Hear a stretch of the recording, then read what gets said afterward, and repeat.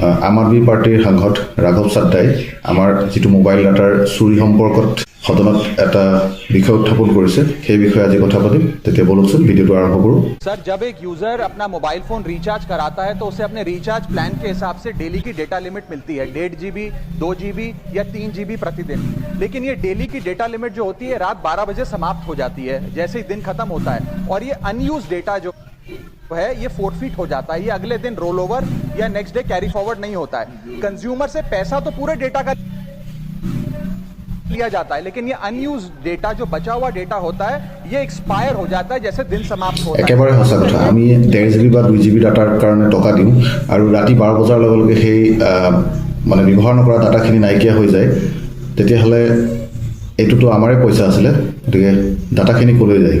शुरुआत में आपने अपनी गाड़ी में 20 लीटर पेट्रोल भरवाया, महीने के अंत तक 15 लीटर पेट्रोल कंज्यूम हो गया, 5 लीटर बच गया।